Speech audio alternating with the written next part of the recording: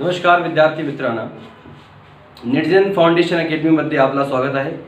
और यह है क्लास 8 और हम पढ़ रहे हैं मेटल नॉन मेटल। तो नेक्स्ट लेक्चर में स्वागत है आप सभी का फिर से। तो कल लास्ट टाइम हम लोग क्या पढ़ रहे थे वो देख लेते हैं एक बार। तो हम लोग मेटल नॉन मेटल पे आ चुके थे फाइनली, ठीक है ना। मेटल नॉन मेटल में हम लोगों ने मेटल की डेफिनेशन पढ़ ली, नॉन मेटल की डेफिनेशन भी पढ़ ली, ओके। और ये दोनों हो गए थे। मेटलॉइड भी हमने पढ़ लिया है। और लास्ट टाइम हम लोग पढ़ रहे थे मेटल और नॉन मेटल की फिजिकल प्रॉपर्टीज को हम लोग कंपेयर कर रहे थे ना। मैंने कहा था कि दोनों को अलग अलग पढ़ने से अच्छा है कि एक बार में साथ में दोनों को पढ़ लिया जाए, वो ज़्यादा बेहतर रहता है। तो मेटल एक तरफ हम लोग लिख रहे थे और नॉन मेटल एक तरफ लिख रहे थे, जिसमें हम लोग एक तरफ यहाँ पे किसी प्रॉपर्टीज़ को पकड़ते हैं, ठीक है ना। किसी भी प्रॉपर्टीज़ को हम यहाँ पे लेते हैं, प्रॉपर्टीज़ के बारे में हम यहाँ पे लिखते हैं, फिर हम चेक करते हैं कि मेटल में वो प्रॉपर्टी है कि नहीं है, नॉन मेटल में वो प्रॉपर्टी है कि नहीं है। अगर मान लो मेटल में है तो क्या कोई एक्सेप्शन है, एक्सेप्शन यानी कि जो उस चीज़ को फॉलो नहीं कर रहा है। और अगर नॉन मेटल में है तो क्या वहाँ पे भी कोई एक्सेप्शन है जो उस चीज़ को फॉलो नहीं कर रहा है। तो अभी तक इतना यही सब चीज़ें हमने पढ़ी हैं। और एक बात, हाँ, कंपाउंड काफ़ी सारे बनाए थे हम लोगों ने, काफ़ी सारे कंपाउंड्स डेली आप लोगों को मिल रहे हैं बनाने को। तो जो कंपाउंड बनाए थे उसमें अभी एक बच्चा मिला था, 8th क्लास का ही था, वो 8th में आया इस साल, यानी कि आपकी क्लास का। तो वो पूछ रहा था कि वैसे मैं ये चीज़ बता चुका हूँ, लेकिन उसने पूछा कि सर मैंने कंपाउंड बनाए हैं, लेकिन उसने बोला कि मुझे वहाँ कंफ्यूजन होता है। जैसे मान लो लिखा हुआ है कॉपर सल्फेट, मान लो लिखा हुआ है आयरन ऑक्साइड, ठीक। उसने बोला सर यहाँ पे ये समझ नहीं आता कि इनकी वैलेंसी क्या पिक करनी है, आयरन की वैलेंसी क्या लेनी है, कॉपर की वैलेंसी क्या लेनी है। तो ठीक है, चलो देख लेते हैं। जैसे मान लो ये है आयरन, तो सबसे पहले आयरन और ऑक्साइड के लिए हम लिखेंगे O। इतना तो क्लियर है ना। आयरन ऑक्साइड अगर बना रहे हैं तो आयरन के लिए आयरन और ऑक्सीजन के लिए। इसी तरह से कॉपर सल्फेट में कॉपर के लिए Cu और सल्फेट के लिए SO4-2, ठीक है ना। यहाँ तक तो किसी को कोई डाउट नहीं होगा, इतना तो पता है सबको। तो अब क्या है कि अब देखो, अगर लिखा हुआ था फेरस से, मैंने बताया था कि वैलेंसी वेरिएबल में क्या होगा। अगर लिखा है मान लो फेरस तो वैलेंसी 2, अगर मान लो लिखा हुआ है फेरिक तो वैलेंसी 3। इसी तरह से इसमें लिखा होगा क्यूप्रस तो वैलेंसी 1। ऐसे मान लो लिखा हुआ है क्यूप्रिक तो वैलेंसी 2। यानी कि जो वेरिएबल वैलेंसी है, ठीक है ना। जैसे आयरन की वेरिएबल वैलेंसी कितनी है 2,3, कॉपर की कितनी है 1,2। तो अगर मान लो इस तरह से नाम लिखा हुआ है इनका, क्यूप्रस क्यूप्रिक फेरस फेरिक, इस तरह से नहीं दिया हुआ है, अस नहीं लगा हुआ है, तो क्या करोगे। तो ऐसे केस में जो ज्यादा वाली वैलेंसी है उसको ही पिक करोगे ना। मोस्ट ऑफ द केसेस में जो ज्यादा वैलेंसी है उसी को लेना है आपको। तो चलो करके देखते हैं। आयरन की वैलेंसी 2 और 3 है, तो आयरन ऑक्साइड लिखा है, यानी कि कौन सी वैलेंसी लेनी है, मैंने कहा था ज्यादा वाली, तो ले लेंगे 3। ऑक्सीजन की 2 फिक्स है। इस तरह से करके हमारा कंपाउंड फाइनल बन के आएगा Fe2O3। कॉपर सल्फेट में भी कॉपर की वैलेंसी 1 भी होती है, 2 भी होती है। क्यूप्रस क्यूप्रिक नहीं दिया, कॉपर दिया, तो ज्यादा वाली वैलेंसी पिक करोगे। ज्यादा कितनी है 2। सल्फेट की भी 2 से 2 कैंसिल, तो फाइनली कंपाउंड बन के आएगा CuSO, ठीक है ना। तो एक छोटा सा डाउट था, हालांकि ये बात मैं बता चुका हूँ, मुझे याद है कि मैंने लेक्चर के दौरान ही बताया था कि समटाइम ऐसा भी होता है कि ब्रैकेट में 1 2 नहीं देगा और क्यूप्रस क्यूप्रिक यानी कि असॉरिक भी लगा के नहीं देगा, सीधे नाम दे देगा। तो फिर क्या करोगे, तो ऐसे केस में क्या करोगे, जो ज़्यादा वाली वैलेंसी है वो पिक करोगे, ठीक है। आई होप समझ में आ गई होगी बात। तो इसको थोड़ा सा ध्यान रखना। फेरस फेरिक मिलेगा तो पहचानना कोई बड़ी बात नहीं है, आप लोग उस चीज़ में परंपरागत हासिल कर लिए। और अगर नहीं होगा, क्या बोलते हैं, अगर मान लो नाम दिया हुआ होगा, तो वैलेंसी आपको कौन सी लेनी है, ज़्यादा वाली। तो फिजिकल प्रॉपर्टीज हम पढ़ रहे थे, तो मैं फिर से लिख लेता हूँ। 1-2 फिजिकल प्रॉपर्टी बच गई थी, तो यहाँ पे हम फिर से लिखेंगे। प्रॉपर्टीज हमारी चल रही थी, तो ये रही properties, and here it is metal, और इधर है हमारा नॉन मेटल। हाँ, अच्छी बात है, काफ़ी सारे बच्चे लाइव आते हैं, और जब वीडियो का प्रीमियर चल रहा होता है उस समय ही आते हैं। 20-22 लास्ट डे थे, और अच्छी बात है कि मुझे भी लगता है कि उस समय अगर आप लोग ऑनलाइन होंगे तो कोई क्वेरी कर भी सकते हैं। वैसे जनरली ऐसा होता नहीं है, बच्चों के खुद के सवाल नहीं होते, वो आपस में ही हाय हाय हाय हाय हाय लो, उनका हाय लो ही चलता रहता है। वो उनको जो दोस्त यार हैं वो काफ़ी दिनों बाद एक जगह मिलते हैं। भाई अब क्या है, बाहर तो निकलना हो नहीं रहा है घर से, तो दोस्त यार भी मिल नहीं पा रहे हैं, तो वो भी ठीक है अपनी जगह। लेकिन कोशिश किया करो, हाय हेलो करने में कोई बुराई नहीं है, मेरी तरफ से मैं इसको गलत नहीं मानता। आप इतने दिन बाद मिलेंगे तो हालचाल तो लेंगे ही लेंगे, और उसमें कुछ गलत नहीं है। लेकिन थोड़ा सा इस चीज़ का भी ध्यान रखना चाहिए कि अगर सब लोग हाय हेलो ही करते रहोगे, फिर अगर सारी की सारी जनता चैट वहीं पे चैट में टूट पड़ी, तो फिर पढ़ेगा कौन, फिर वो जो चल रहा है उसको देखेगा कौन, तो उसको भी तो देखना है ना, वरना तो छूट जाएंगी चीज़ें।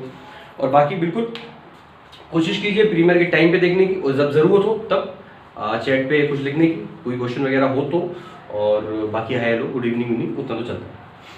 तो ठीक है, हम प्रॉपर्टीज पे आ जाते हैं फिर से। और प्रॉपर्टीज में हमने काफी सारी प्रॉपर्टीज पढ़ ली हैं, हम लोगों ने लास्ट टाइम पढ़ा है। जैसे कि हमने क्या क्या पढ़ा है, सबसे पहले पढ़ा था हमने फिजिकल स्टेट। तो मेटल होता है सॉलिड, नॉन मेटल होता है, तीनों स्टेट में पाया जाता है, सॉलिड लिक्विड गैस। अगला हमने पढ़ा था hardness, metal are generally hard और ये जनरली सॉफ्ट, एक्सेप्शन वगैरह सब कल बता रखे हैं। अगला हमने प्रॉपर्टी पढ़ी थी मान लो मेलिएबिलिटी। मेलिएबिलिटी का मतलब होता है किसी चीज को भी हैमर करके पीट के चौड़ी चौड़ी शीट्स में चेंज करना। तो मेटल मेलिएबल होते हैं, यानी इनके अंदर मेलिएबिलिटी होती है। गोल्ड सबसे ज़्यादा मेलिएबल है और नॉन मेटल में मेलिएबिलिटी नहीं होती। मेलिएबिलिटी के बाद अगली प्रॉपर्टी थी डक्टिलिटी। डक्टिलिटी का मतलब होता है किसी भी मेटल में इतनी ज़्यादा, मतलब उसमें इतनी ज़्यादा एक तरह से मेलिएबल प्रॉपर्टी ही है कि उसको खींच के या फिर किसी तरह से भी मान लो प्रेशर डाल के किसी भी तरह से उसको थिन वायर्स में बदला जा सकता है। मेलिबिलिटी और ये डक्टिलिटी ऑलमोस्ट सेम ही चीज़ है, ठीक है ना। बस एक में क्या है कि एक में उसको चौड़ी शीट्स में बदला जा रहा है और एक में उसको मान लो खींच के वायर के फॉर्म में लाया जा रहा है। लगभग फंक्शन सेम एक ही जैसे हैं दोनों की, कोई ज़्यादा फर्क नहीं है दोनों में। तो ये होती है डक्टिलिटी। मेटल आर डक्टाइल, मैंने बताया था कि 1 ग्राम गोल्ड से 2 किलोमीटर लंबा वायर बनाया जा सकता है, इतना ज़्यादा डक्टाइल होता है। नॉन मेटल डक्टाइल नहीं होता, लेकिन उसमें एक एक्सेप्शन मैंने बताया था, कार्बन फाइबर। कार्बन फाइबर को मान सकते हैं। कार्बन फाइबर क्या होता है ये जानने के लिए बहुत ज़्यादा डेप्थ में जाने की जरूरत नहीं है, तुम लोग जब पॉलीमर पढ़ोगे 11-12 में अपने आप समझ जाओगे सभी, ठीक है।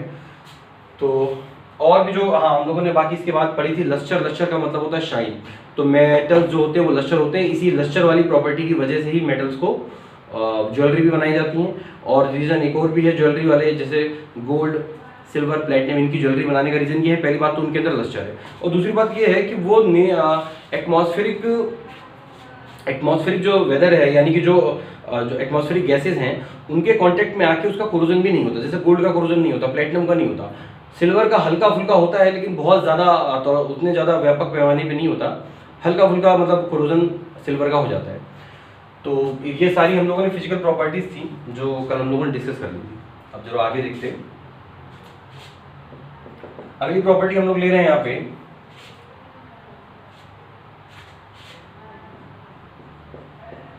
Conduction of heat.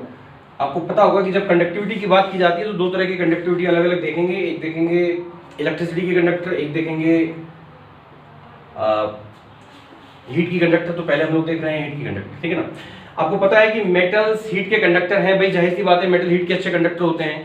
आप लोग कोई भी मान लो जैसे कोई पेन वगैरह भी है, ठीक है ना, और आपने अगर मान लो उस पर चाय बना रहे हो या कुछ भी, अगर कोई भी कुकिंग कर रहे हो, तो गैस के ऊपर तो जो मान लो जैसे इस तरह से होता है, वो गोल गोल सा इस तरह से होता है, और ये मान लो उसका हैंडल है, ठीक है ना, इस तरह से आपने पकड़ रखा है इसके हैंडल को। तो सिर्फ ये वाला जो पार्ट है यही केवल गैस के ऊपर यानी आग के ऊपर होता है। लेकिन पूरा अगर मान लो इसके ऊपर प्लास्टिक की कवरिंग नहीं है, जैसे जनरली पेन के ऊपर प्लास्टिक कवर होता है, अगर प्लास्टिक की कवरिंग नहीं है तो जो हीट होगी वो यहाँ से लेके इधर बढ़ते बढ़ते बढ़ते बढ़ते बढ़ते पूरा का पूरा पेन हीट हो जाएगा।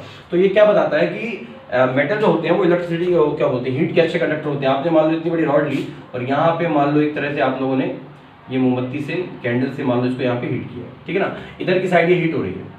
लेकिन धीरे धीरे अगर ये मेटल है, ठीक है ना, ये मान लिया कोई मेटल है, तो ये धीरे धीरे पूरा का पूरा हीट इससे पूरा का ये पूरा ऑब्जेक्ट जो है जितना, ये पूरा का पूरा इसमें हीट ट्रांसफर होने लगेगा और ये पूरा का पूरा एक जैसा गर्म हो जाएगा। तो इसको क्या बोलते हैं, कंडक्शन ऑफ हीट। तो मेटल तो पता है कि अच्छे कंडक्टर होते हैं, इसके लिए जो खाने के बर्तन होते हैं वो मेटल के बनाए जाते हैं। रीजन यही है कि वो हीट के अच्छे कंडक्टर होते हैं। तो लिख लेते हैं गुड कंडक्टर्स, ठीक है ना। हीट के कैसी कंडक्टिविटी लिख दिया, गुड कंडक्टर्स ऑफ हीट, या जो भी लिख लो। मेटल जो होते हैं गुड कंडक्टर, यानी हीट की बात हो रही है तो अच्छे कंडक्टर होते हैं। एक्सेप्शन है क्या इसमें, बिल्कुल इसमें एक्सेप्शन है। देखो वैसे तो मेटल अच्छे होते हैं, लेकिन क्या होगा कि इतने सारे मेटल हैं तो सारे के सारे मेटल ही मान के चलो हीट के कंडक्टर है, और सारे के सारे मेटल इलेक्ट्रिसिटी के भी कंडक्टर है। लेकिन फिर ये देखा जाएगा कि ये जो इतने सारे हैं तो इतने सारों में से क्या एक दो कोई ऐसा है जो उतना अच्छा नहीं है, जो थोड़ा सा कम है, तो उसी को हम यहाँ पे एक्सेप्शन बनाएंगे। वैसे तुम्हारे सिलेबस के हिसाब से एक्सेप्शन की जरूरत तुमको नहीं है, तुम्हारे लेवल में एक्सेप्शन नहीं पढ़ने को मिलते, बट फिर भी इसमें एक्सेप्शन मान सकते हैं कि जैसे कि बिस्मिथ,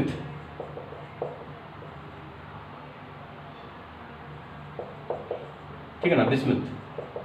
बिस्मिथ जो होता है वो हीट का बहुत अच्छा कंडक्टर नहीं होता, ठीक है ना। बिस्मिथ हीट का अच्छा कंडक्टर नहीं है, और बाकी दूसरा तुम मान सकते हो जैसे लेड, ठीक है ना। लीड भी अच्छा कंडक्टर हीट का है, कंडक्टर है, कंडक्ट तो करेगा, नॉन मेटल से तो बहुत अच्छे होंगे, कंडक्ट तो करेगा, लेकिन उतना अच्छा कंडक्टर नहीं है, तो इसलिए थोड़ा एक्सेप्शनल तौर पे इसको रखा जा सकता है, ठीक है ना। ये एक्सेप्शन है, देखो एग्जाम्पल के लिए सिर्फ EX, मतलब यहाँ पे एग्जाम्पल है वो, एक्सेप्शन के लिए EXC, तो ध्यान रखना ये एग्जाम्पल नहीं लिखे हैं मैंने कंडक्टर के, ये मैंने एक्सेप्शन लिखा है,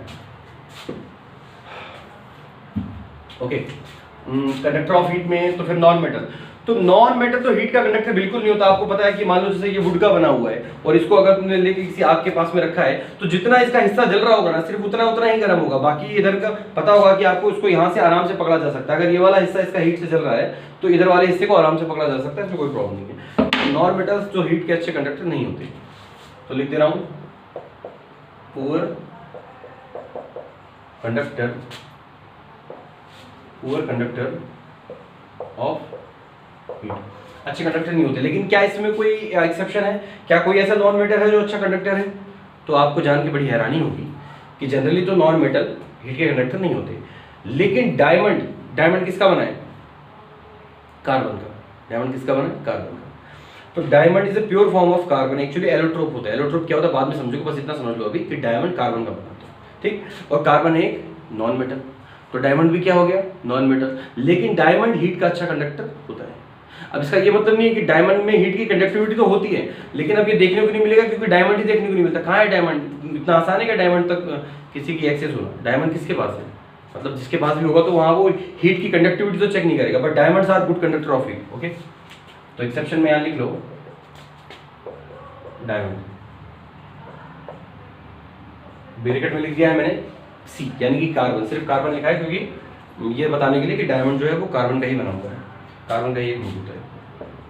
अगला देखो कंडक्टर ऑफ हीट समझ में आ गया कि ये अच्छे कंडक्टर हैं, ये अच्छे कंडक्टर नहीं है, और ये जो है तो इनमें से ये दो नहीं है, और ये जो नहीं है तो इनमें से एक ये है। अगला है conductor of electricity. Conductor of electricity, तो ये कोई नई बात नहीं है, ये बात सबको पता होगी कि मेटल इलेक्ट्रिसिटी के बहुत अच्छे कंडक्टर होते हैं, सबको पता है, क्योंकि जितनी भी जो वायरिंग वगैरह होती है वो सारी मेटल से ही होती है ना। जो जितने भी जो केबल, जो भी वायर वगैरह बनाए जाते हैं, सब में मेटल यूज होता है। और जितने भी आप इलेक्ट्रॉनिक अप्लायंसेज, इलेक्ट्रॉनिक इक्विपमेंट्स जितने भी देखते हैं, उन सब में मेटल के यूज बिना तो काम चल ही नहीं सकता। और इलेक्ट्रिसिटी को एक जगह से दूसरी जगह कंडक्ट कराने के लिए हम लोग जो भी यहाँ पे जो भी हम मान के चलो यहाँ पे मीडिएटर के तौर पर यूज करते हैं, तो जनरली मेटल्स ही होते हैं। तो metals are very good conductor of electricity. लिख दे रहा हूं very good conductor of electricity. क्या इसमें कोई एक्सेप्शन है? क्या कोई मेटल है जो इलेक्ट्रिसिटी का अच्छा कंडक्टर नहीं है? क्या कोई एक्सेप्शन है? अच्छा, यहाँ पे वैसे एक बात पहले मैं बता दूं, एक्सेप्शन से पहले मैं इसका एग्जांपल दे दूं। एग्जांपल स्टार्ट करके लिखता हूं, इलेक्ट्रिसिटी का सबसे अच्छा कंडक्टर कौन सा मेटल है? इलेक्ट्रिसिटी का सबसे अच्छा कंडक्टर कौन सा मेटल है? सारे मेटल अच्छे हैं, लेकिन सबसे अच्छा कौन सा है? सिल्वर, ठीक है ना। याद रखना है कि सिल्वर सबसे अच्छा कंडक्टर होता है। अच्छा, एक्सेप्शन क्या है? यानी कि कौन इलेक्ट्रिसिटी कंडक्टर नहीं है? तो फिर से आंसर है बिस्मिथ। बिस्मिथ याद रखो, बिस्मिथ नाम याद रखना है। इलेक्ट्रिसिटी का भी अच्छा कंडक्टर नहीं है और हीट का भी अच्छा कंडक्टर नहीं होता। एक है बिस्मथ Bi, और दूसरा है टंगस्टन। टंगस्टन भी बहुत अच्छा कंडक्टर नहीं है, W। टंगस्टन के लिए जनरली लोग मानेंगे नहीं कि टंगस्टन, लोग कहेंगे टंगस्टन तो होता है क्योंकि बल्ब के अंदर टंगस्टन यूज किया जाता है, टंगस्टन तो ये, टंगस्टन तो वो। तो देखो टंगस्टन काफ़ी सारे डेटा के अकॉर्डिंग, मतलब काफ़ी सारी जगह ऐसा है कि टंगस्टन नहीं होता। क्यों नहीं होता? क्योंकि उसका रेजिस्टेंस बहुत हाई होता है, ठीक है ना। अब जिस चीज़ का रेजिस्टेंस बहुत हाई है, यानी कि जो इलेक्ट्रिसिटी को बहुत ज़्यादा रेजिस्ट कर रहा है, तो उसको हम अच्छा कंडक्टर नहीं मान सकते। तो इसलिए टंगस्टन अच्छा कंडक्टर नहीं है, और बाकी बिस्मिथ दोनों जगह कॉमन है। लेड भी बहुत अच्छा कंडक्टर नहीं है इलेक्ट्रिसिटी का वैसे, लेकिन इन दोनों से तो बेहतर है, तो इसलिए लेड को हमने यहाँ पे नहीं लिया है। ये फिजिकल प्रॉपर्टी जो तुमको यहाँ पे जो तुमने पढ़ लेना है, इसके बाद 10th में दोबारा मेटल नॉन मेटल पढ़ोगे तो यही फिजिकल प्रॉपर्टी होगी। इससे ऊपर एक भी पॉइंट देखने को नहीं मिलने वाला, ठीक है ना। ये सारे पॉइंट हो गए, कुछ 2-4 पॉइंट उसमें मान लो एक्स्ट्रा और उसमें ऐड हो जाएंगे, जो तुम लोग तब समझने के लिए तैयार हो जाओगे। अभी काफी इतना नहीं। ओके गाइस, तो नॉन मेटल, क्या नॉन मेटल इलेक्ट्रिसिटी के कंडक्टर होते हैं? Non metals, oxygen. देखो पहली बात तो नॉन मेटल गैस है, तो जो गैस है तो इलेक्ट्रिसिटी कंडक्ट होना ही नहीं है। वैसा थोड़ी है कि मान लो कोई बिजली का मान लो एक केबल है, अब मान लो कि जैसे मान लो एक मेरे हाथ में एक केबल है और सपोज करो यही है, और इसमें मान लो इलेक्ट्रिसिटी फ्लो हो रही है, तो अगर इसको मान लो ऐसे हवा में अगर ऐसे रखा जाए या किसी भी बिजली के तार को ऐसे हवा में लटका के रखा जाए, तो क्या आसपास के लोगों को दूर से थोड़ी करंट लग जाएगा। यानी कि इसका मतलब क्या होता है कि जो गैस है वो इलेक्ट्रिसिटी का कंडक्टर नहीं है, यानी कि वरना तो गैस के माध्यम से भी पहुंच जाता है कि नहीं हो।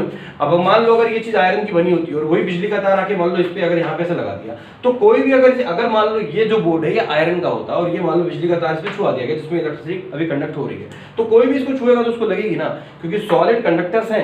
लेकिन गैस में थोड़ी कंडक्ट हो जाएगी कि वो दूर खड़ा हुआ है और यहीं से उसको करंट लग रहा है, ऐसा तो नहीं होने वाला ना। तो जनरली तो नॉन मेटल जो है वो गैस है, तो गैस होंगे तो फिर कंडक्टिविटी की तो बात करनी ही नहीं है।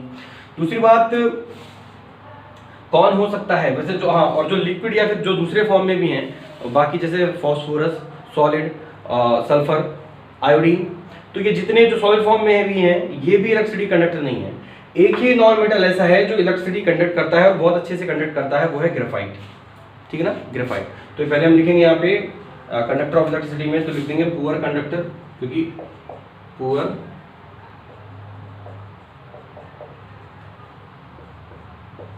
Conductor of electricity.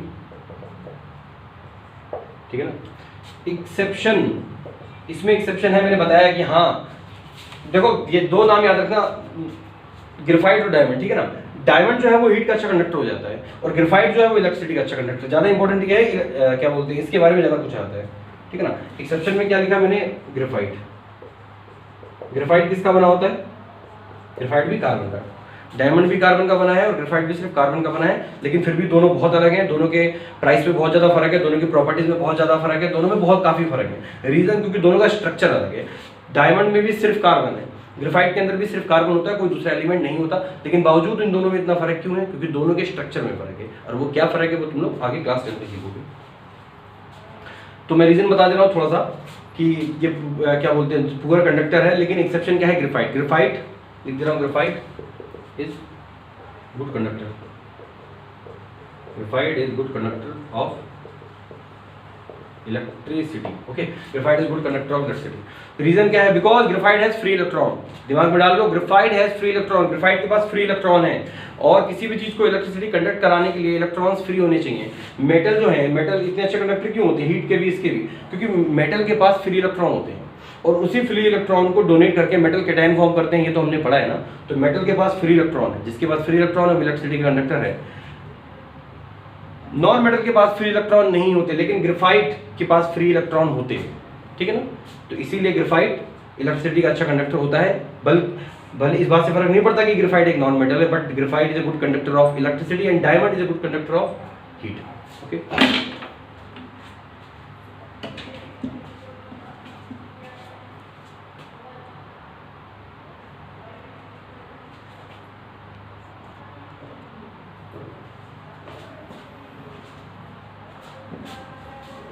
ठीक है। हम ये दो प्रॉपर्टी बिठाते हैं यहाँ पे। तो ऑलमोस्ट हमने लगभग सारी प्रॉपर्टीज, फिजिकल प्रॉपर्टी जितनी थी हमने लगभग पढ़ ली है।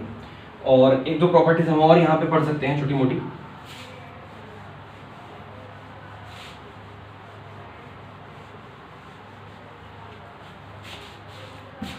अगली प्रॉपर्टी हम यहाँ पे जो देख सकते हैं वो है melting and boiling point. Melting and boiling point यानी कि इस चीज को, मेल्टिंग पॉइंट का मतलब होता है कि वो कितना टेम्परेचर दिया जाए, कितना हीट किया जाए, कितना गर्म किया जाए कि वो चीज मेल्ट हो जाए। और बॉइलिंग पॉइंट होता है कि कितना टेम्परेचर दिया जाए, कितना हीट किया जाए कि वो चीज बॉइल होने लग जाए। ठीक है ना। मेल्ट होने का मतलब क्या होता है कि कोई चीज सॉलिड से लिक्विड में बदल रही है, और बॉइलिंग का मतलब है कोई चीज लिक्विड से गैस में बदल रही है। सिंपल सा फंडा है। तो मेटल का मेल्टिंग पॉइंट और बॉइलिंग पॉइंट ये बताओ, आयरन को तुम्हारे हिसाब से मेल्ट करने के लिए कितना टेम्परेचर देना पड़ेगा? अप्रॉक्स मान के चलो 1600 डिग्री समथिंग होगा। एल्यूमिनियम का भी मेल्टिंग पॉइंट लगभग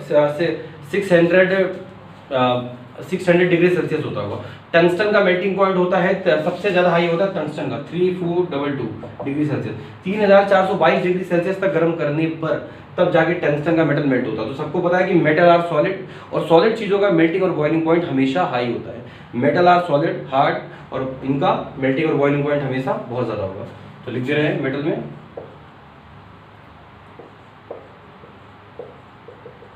वेरी हाई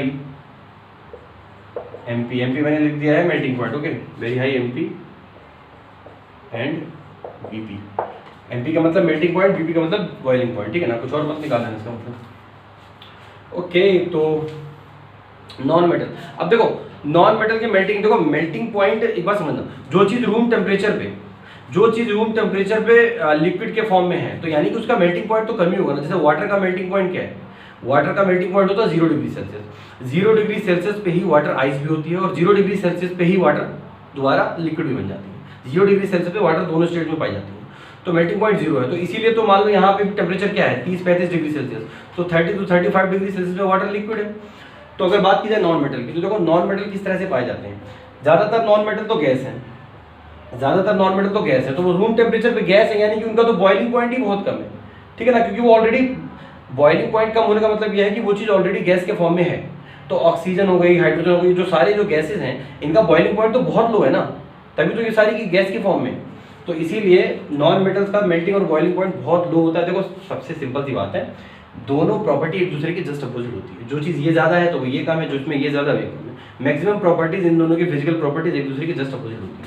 तो अगर इसका मेल्टिंग बॉइलिंग पॉइंट बहुत हाई है तो इसका क्या लिखेंगे, very low melting point and boiling, सही है ना, बहुत लो मेल्टिंग और बॉइलिंग पॉइंट है, बहुत इजीली ये चीज़ें बॉयल हो जाया करती हैं।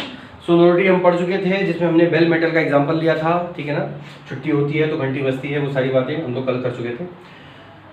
तो फिजिकल प्रॉपर्टीज़ को हमने डिस्कस कर लिया यहाँ पे, मेटल और नॉन मेटल की अप्रॉक्स मेरे ख्याल से 10-11 फिजिकल प्रॉपर्टीज़ आपको लिखवाई गई हैं, यही मेन फिजिकल प्रॉपर्टी है और इनको पढ़िए, इनसे काफ़ी क्वेश्चन आते हैं और एक्सेप्शन भी ध्यान रखिए, ठीक है ना। मेटल आर हार्ड, लेकिन कौन सा मेटल है जो लिक्विड स्टेट में पाया जाता है, जो बताया था मर्क्यूरी और गैलियम भी होता है। कौन सा नॉन मेटल है जो लिक्विड स्टेट में पाया जाता है, कौन सा नॉन मेटल है जो लिक्विड है, ब्रोमीन, ब्रोमीन का सिंबल Br। तो ऐसे करके सारी चीज़ें याद रखो, तुमको इतनी क्लासेस में काफ़ी सारी चीज़ें बताई हैं, ठीक है ना। अब अगर सबको गैदर करके एक बार पढ़ सको तो बहुत अच्छी बात है। अब हम इसको बिठाते हैं, अब एक भी लेक्चर मिस नहीं होना चाहिए, याद रखना, एक भी दिन का लेक्चर मिस कर दिया आगे की चीज़ें भूल जाओगे, समझ में नहीं आएगा। इस तो पहले भी नहीं करना था लेकिन अब तो बिल्कुल नहीं करना है। तो इस प्रकार हम मेटल नॉन मेटल पे आ गए, हमने तीनों की प्रॉपर्टी पढ़ ली और उसके बाद हमने दोनों की फिजिकल प्रॉपर्टीज को भी देख लिया है। डेफिनेशन हम पहले खत्म कर चुके थे। अब यहाँ पे क्या काम है अगला समझो। अब हमारा अगला ये काम है कि हम यहाँ पे पढ़ने वाले हैं मेटल और नॉन मेटल की केमिकल प्रॉपर्टी, और केमिकल प्रॉपर्टी ही मेन, केमिस्ट्री पढ़ रहे हो तो केमिकल प्रॉपर्टी ज़्यादा मेन होती हैं as compare to physical property. Physical property में ज़्यादा कुछ समझने वाला नहीं होता, वहाँ पे डेटा होता है, उन्होंने जो बोल दिया आपको मानना पड़ेगा। केमिकल प्रॉपर्टीज में कुछ रिएक्शन वगैरह होंगी, थोड़ा सा ज़्यादा मजा आने वाला है अगर समझ में आएगा तो।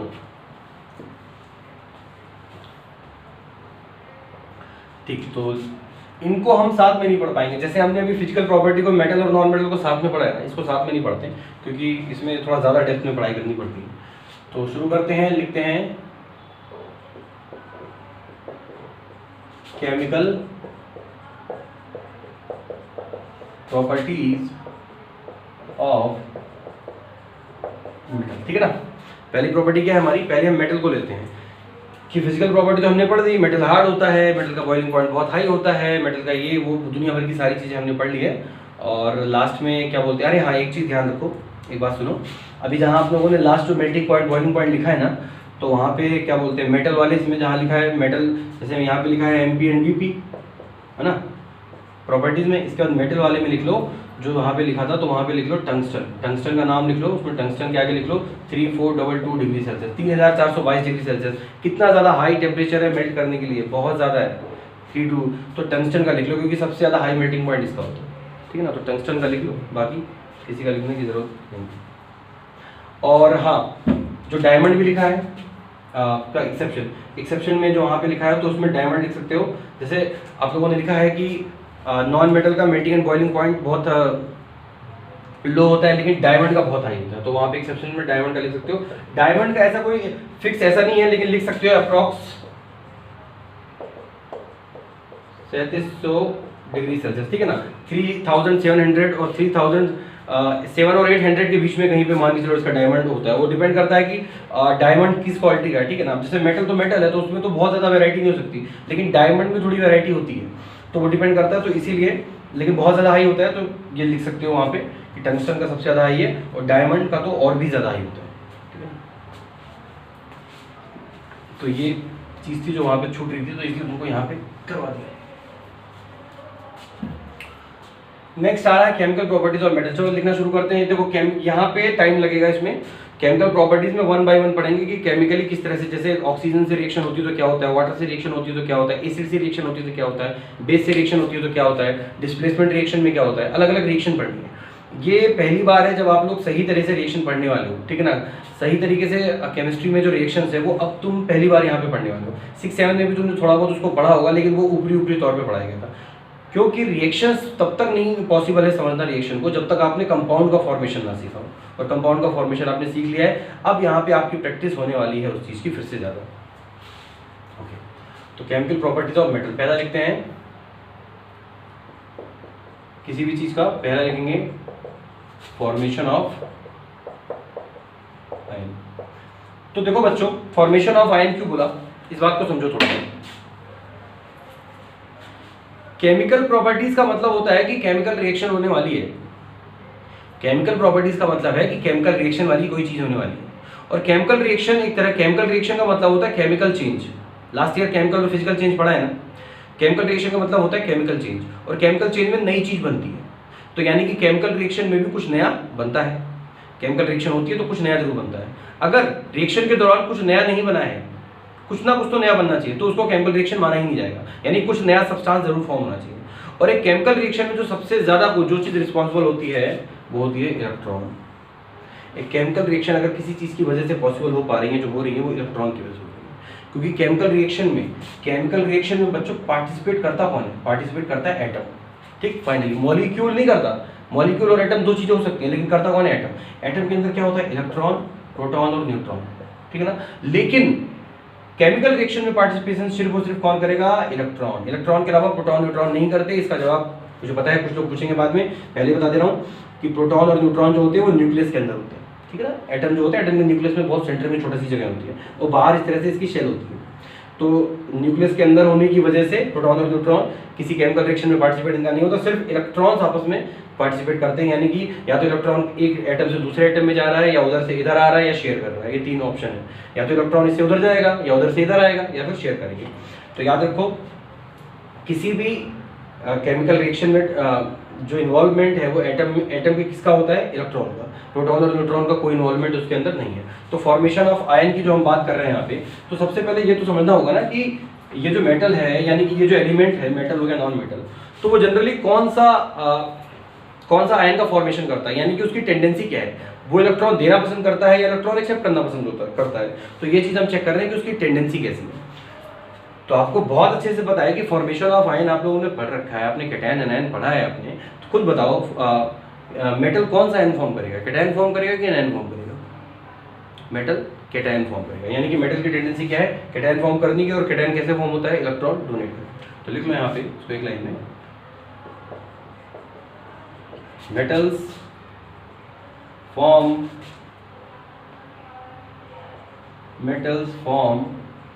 cation by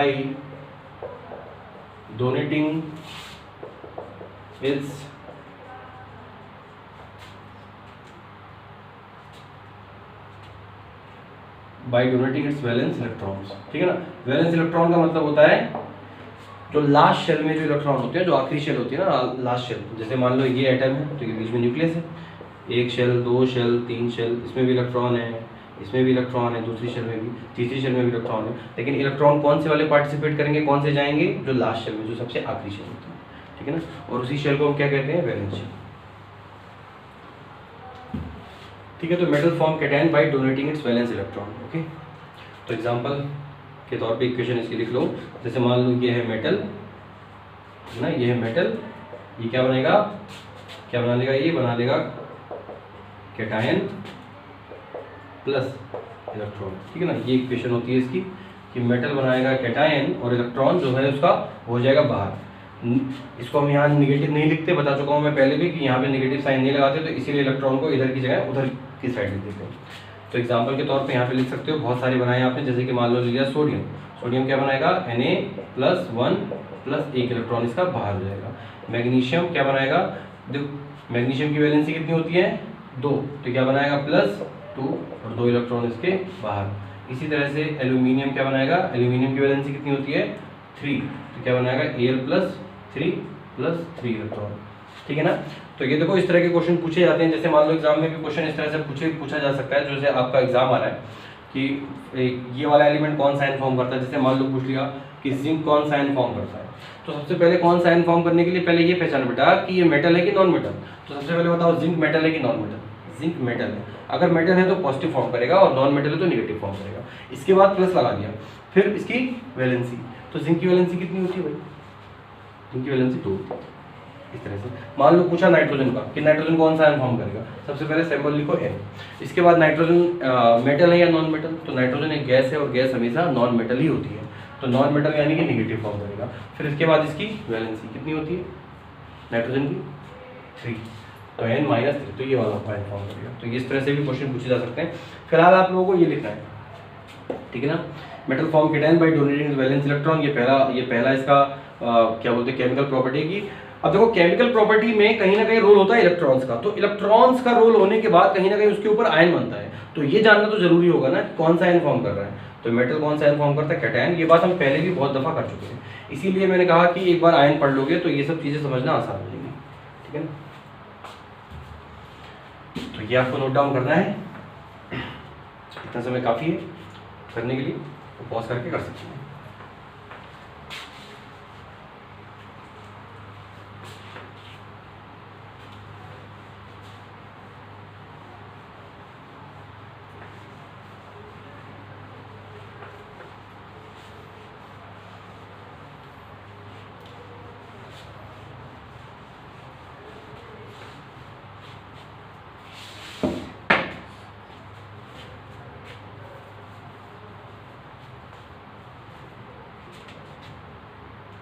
ठीक, तो पहला तो यही था कि आयन कौन सा फॉर्म कर रहा है, तो हमने देख लिया कि मेटल कौन सा आयन फॉर्म करता है कैटायन फॉर्म करता है। दूसरी प्रॉपर्टी लिखते हैं अगर हम दूसरी property chemical property of metal, तो ये लिखते हैं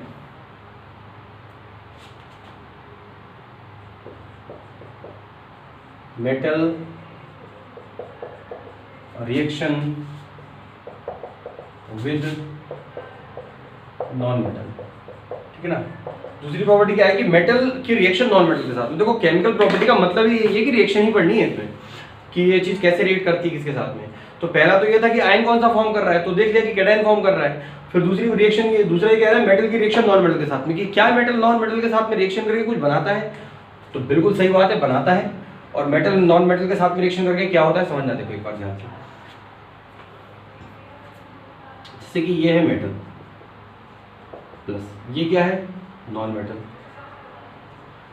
पहला सवाल ये है कि क्या ये केमिकल रिएक्शन करेंगे, तो बिल्कुल सही बात है, ये केमिकल रिएक्शन करेंगे, बहुत आसानी से करेंगे। कैसे, मेटल की टेंडेंसी क्या है, मेटल की टेंडेंसी क्या होती है इलेक्ट्रॉन डोनेट करने की, नॉन मेटल की टेंडेंसी क्या है इलेक्ट्रॉन एक्सेप्ट करने की। यहाँ जो मेटल से इलेक्ट्रॉन निकल के इसके पास आएगा और इसको इलेक्ट्रॉन की जरूरत है और इसको इलेक्ट्रॉन देना है, तो दोनों के काम हो जाएंगे। यहाँ से इलेक्ट्रॉन इधर चला जाएगा और दोनों के बीच में एक केमिकल बॉन्ड बन जाएगा, दोनों के बीच में एक केमिकल बॉन्ड बन जाएगा और मेटल और नॉन मेटल के बीच में एक केमिकल बॉन्ड बनेगा। तो ये दोनों मेटल नॉन मेटल मिलकर क्या बनाएंगे, हाँ इन दोनों ये दोनों मिलकर आपस में एक कंपाउंड बना लेंगे और इन दोनों के बीच में जो बॉन्ड बनता है मेटल और नॉन मेटल के बीच में जो बॉन्ड बनता है वो बॉन्ड बनता है इलेक्ट्रॉन के ट्रांसफर से, क्योंकि एक ने अपना इलेक्ट्रॉन दूसरे को दिया है। बात समझ आई, मेटल और नॉन मेटल आपस में रिएक्शन करेंगे तो वो एक केमिकल बॉन्ड बनाएंगे। और ये बॉन्ड कैसे बना, क्योंकि मेटल ने अपना इलेक्ट्रॉन दिया नॉन मेटल को, और ऐसे बॉन्ड को बोलते हैं आयनिक बॉन्ड। क्या बोलते हैं, ionic bond. Ionic bond is a type of bond which form between a metal and non-metal in which metal donates its electron to non-metal। बस सिंपल सी बात है। तो metal reaction with non metal, तो क्या metal non metal के साथ में reaction करेगा, बिल्कुल करेगा। और कौन सा बॉन्ड फॉर्म करेगा, आयनिक बॉन्ड फॉर्म करेगा। तो ये है सिंपल सी कहानी, ठीक है। लिखते हैं इसको,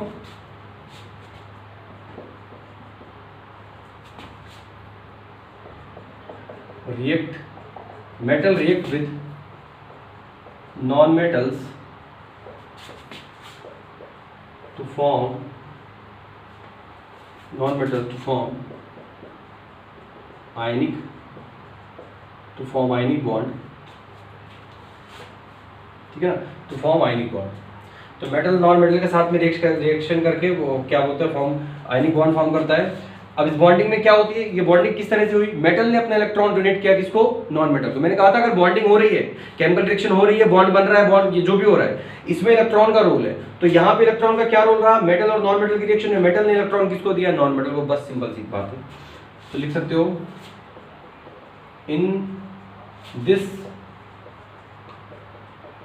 reaction metal donates its valence electron to non metal, यानी कि इस रिएक्शन में मेटल अपना इलेक्ट्रॉन डोनेट कर देता है किसको, नॉन मेटल को, और इस तरह से ये बॉन्ड फॉर्म हो जाता है। ठीक है ना, यहां पे लिख सकते हो मेटल नॉन मेटल। और भी तरह के बॉन्ड होते हैं, लेकिन फिलहाल तुमको जिसकी जरूरत है वो जितना पढ़ लो। देखो ionic bond, metal non metal में आयनिक बॉन्ड ही पढ़ना है। तो इसको एक इक्वेशन के फॉर्म में इस तरह से लिख सकते हो।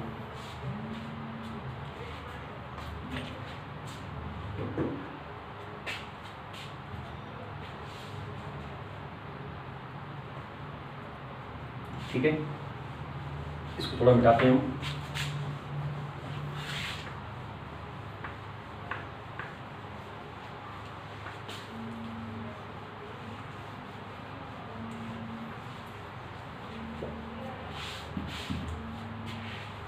तो देखो एग्जाम्पल के तौर पे मेटल और नॉन मेटल की रिएक्शन करवानी है और बनाना है कि मतलब कौन सा उनके बीच कंपाउंड होता है।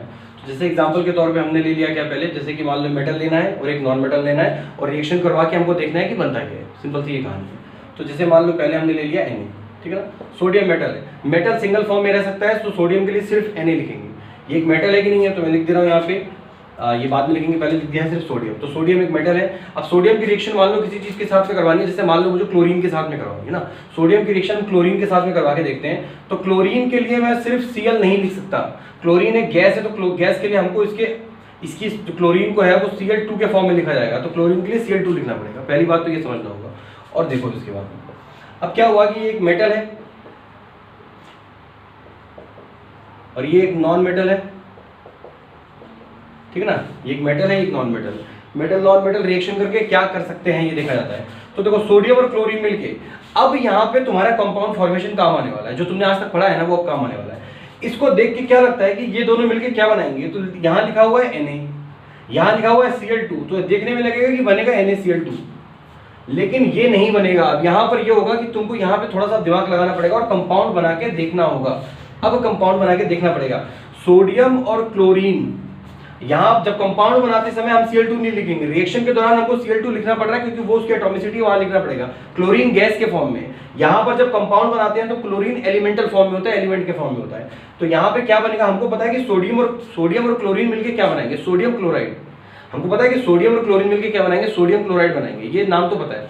लेकिन सोडियम क्लोराइड का फॉर्मूला NaCl2 तो नहीं होता ना, तो उसको बनाना पड़ेगा। तो अलग से उसको बना के देखो कहीं पे भी, NaCl इसकी वैलेंसी 1 और क्लोरीन की वैलेंसी भी 1, तुरंत बनाया तो क्या बनेगा, NaCl। तो कंपाउंड का जो बनेगा ये बनेगा NaCl। नाम क्या होगा इसका, सोडियम क्लोराइड, ठीक है ना। तो क्या बन गया, सोडियम क्लोराइड। देखो आपस में हुए। अब इसमें कैसे हुआ होगा, सोडियम मेटल है तो सोडियम ने अपना इलेक्ट्रॉन क्लोरीन को दिया होगा, तब दोनों में जाके बॉन्ड बना होगा। तो ये है कहानी। तो ये बात समझ आई कि किस तरह से हमने रिएक्शन करी, ये है सोडियम और ये है क्लोरीन, और आपस में दोनों ने मिलकर बना लिया है NaCl। तो अब लेकिन एक बात देखो, एक चीज यहाँ पे देखो, समझना इस बात को ध्यान से, सोडियम यहाँ पर 1 है और यहाँ पे भी सोडियम 1 है, 1 1। क्लोरीन यहाँ पे 2 है लेकिन क्लोरीन यहाँ पर तो 1 है, तो ये तो बड़ी नाइंसाफी है। इसको कहते हैं, ऐसी रिएक्शन को कहते हैं जहां पर दोनों तरफ कोई भी एटम अगर बराबर ना हो। जैसे सोडियम तो बराबर है, सोडियम सोडियम, सोडियम इधर भी 1 है, सोडियम इधर भी 1 है। क्लोरीन यहाँ पे 2 है और क्लोरीन यहाँ पर 1 है। लेकिन अब 2 करने के लिए ये मत कर देना कि तुम यहाँ पर 2 लिख दो, फिर तो गलत हो जाएगा, क्योंकि NaCl2 बनता ही नहीं है, ऐसा कोई कंपाउंड होता ही नहीं है, बनता है सिर्फ NaCl, बस नहीं, बनता है सिर्फ NaCl। तो इसको बोलते हैं ऐसे मामले में जहां पे जब बराबर ना हो, इसको बोलते हैं अनबैलेंस्ड इक्वेशन। अनबैलेंस्ड यानी कि रिएक्शन जो इक्वेशन है वो बैलेंस नहीं है, अनबैलेंस्ड है। लेकिन आंसर यही है, दोनों को मिला के बनेगा NaCl।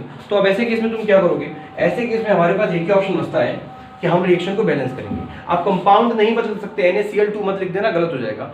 आप बस रिएक्शन बैलेंस करना है इसको। और तुमको रिएक्शन बैलेंस करना अभी मैं नहीं सिखाऊंगा, अभी जैसी रिएक्शन लिखी है बस तुमको कंपाउंड प्रिडिक्ट करना है कि कंपाउंड बन कौन सा रहा है। ओके, कंपाउंड प्रिडिक्ट करना है कि कंपाउंड कौन सा बन रहा है। रिएक्शन बैलेंस करना हम एक अलग सेक्शन में देखेंगे, 3-4 दिन के लिए देखना है केवल उसको।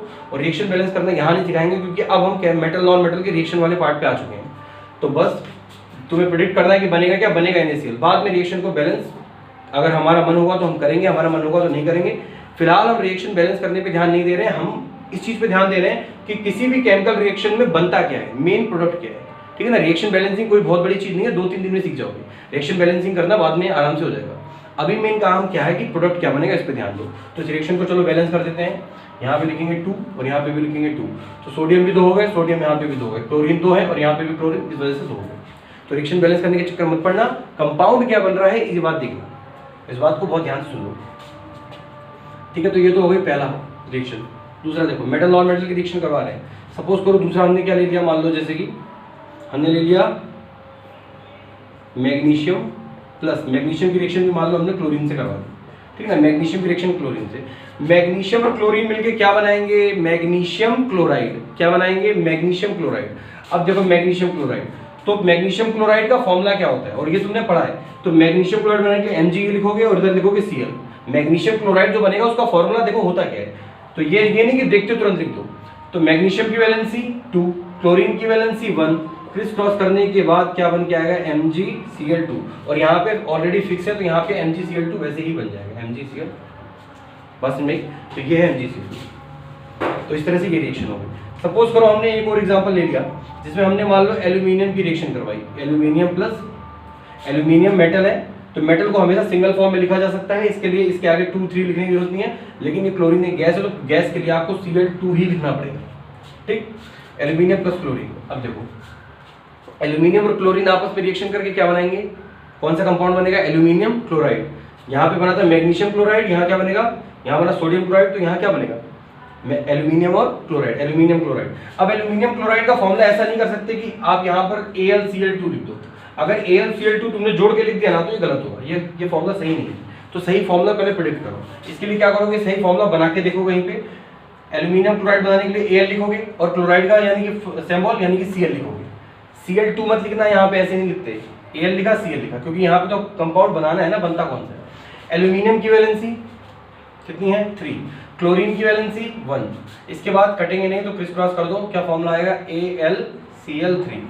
तो कंपाउंड यहाँ पे क्या बनने वाला है, यहाँ पे जो कंपाउंड बनेगा यानी हमारा बनेगा AlCl3। इसीलिए कहा था कंपाउंड बनाना सीख लो, वरना ये याद करना पड़ता, तुमको ये सारे याद करने पड़ेंगे, MgCl2 ये सब याद करना पड़ेगा। अभी याद करने की जरूरत नहीं है, बस ये देखो कि इन दोनों के बीच कौन सा कंपाउंड बनेगा और उस कंपाउंड का फॉर्मूला बनाना तुमको आता है, तुमने पढ़ा है अभी। तो इन दोनों के बीच में क्या बनेगा, AlCl3। लेकिन यहाँ पे एल्यूमिनियम 1 है और यहाँ पे भी एल्यूमिनियम 1 है, कोई दिक्कत नहीं। क्लोरीन यहाँ पे 2 है, क्लोरीन यहाँ पे 3 है। रिएक्शन बैलेंस नहीं है तो मैंने कहा परेशान मत होना रिएक्शन बैलेंस के लिए, रिएक्शन बैलेंस तुमको बाद में अलग से सिखाया जाएगा। इतना लिख दोगे फुल मार्क्स मिलेंगे तुमको। फिलहाल बाद में रिएक्शन में बैलेंस कर दूंगा तुम्हारी खुशी के लिए। यहाँ पे 2 लिख दिया, यहाँ पे 2 लिख दिया और यहाँ पे 3 लिख दिया। अब ये रिएक्शन बैलेंस है, एल्यूमिनियम 2 है, यहाँ पे भी एल्यूमिनियम 2 है, क्लोरीन 3 2 6 और यहाँ पे भी क्लोरीन 6 है। रिएक्शन बैलेंस हम बाद में पढ़ेंगे। तो ये 2 छोटी छोटी रिएक्शंस थी। आज का टॉपिक थोड़ा सा हैवी हो गया मेरे ख्याल से, क्योंकि इसमें कुछ चीज़ें ऐसी हैं जो तुम लोगों ने शायद आज तक नहीं पढ़ी हैं। तो इसको लेक्चर को अगर एक बार में समझ में ना आया तो दोबारा देखो, फिर भी ना समझ में आया तो एक बार और देख लो, और फिर भी समझ में तो आ जाएगा। खैर फिर तो ज़्यादा हो जा रहा है। तो ठीक है, ये थी आज की class. Good bye class, thank you.